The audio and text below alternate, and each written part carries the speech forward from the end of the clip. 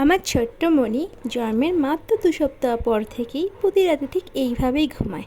তোমাদের সোনারাও কি এইভাবে ঘুমায়? যদি না ঘুমায়, ভিডিওটি তোমাদের জন্য।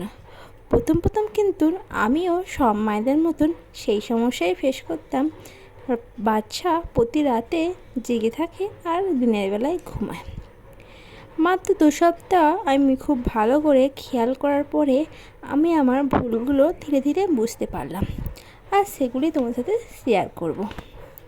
প্রথম দিকে আমি ঘরের লাইট জ্বালিয়েই রাখতাম, কারণ আমি ভয় পেতাম ছোট বাচ্চা যদি কোনো সমস্যা হয় তাহলে আমি সহজেই দেখতে পাবো। কিন্তু পরে গিয়ে দেখলাম এতে ওর ঘুমের সমস্যা হচ্ছে।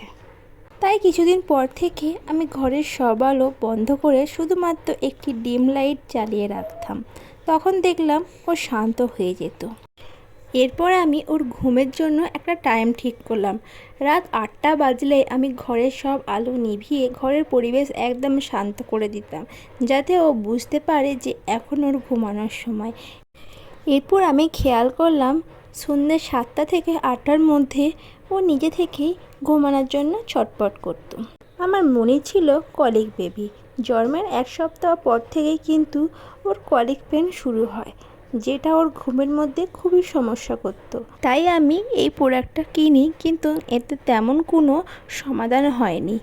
এরপর আমি ওর পেটের গ্যাসটি বার করার চেষ্টা করি। প্রতিবার আমি ওকে যখনই দুধ খাওয়াতাম তখনই আমি ভালো করে ঢেঁকুর তোলাতাম, এতে ওর কলিক পেনের সমস্যা অনেকটাই ঠিক হয়। এছাড়া আমি ওর পেটে কিছু ম্যাসাজ করি, এতে কিন্তু ওর পেন অনেকটাই কমে যায়। এরপর আমি এই অয়েলটি কিনি, তারপর এই তেল দিয়ে আমি ম্যাসাজ করি, এতেও অনেকটাই সমস্যার সমাধান হয়। আমাদের যখন ছোট বাচ্চারা ঘরের মধ্যে থাকে আমরা ভাবি ওদের ঠান্ডা লেগে যাবে, এই ভেবে পাখা বন্ধ রাখি অথবা তাদেরকে অনেক কিছু কাপড় চোপড় দিয়ে মুড়ে রাখি।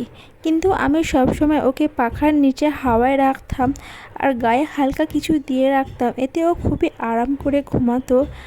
আমার মনির এখন 2 মাস বয়স, এখনও পর্যন্ত কোনো দিন আমাকে সর্দি কাশি সমস্যায় ভুগতে হয়নি।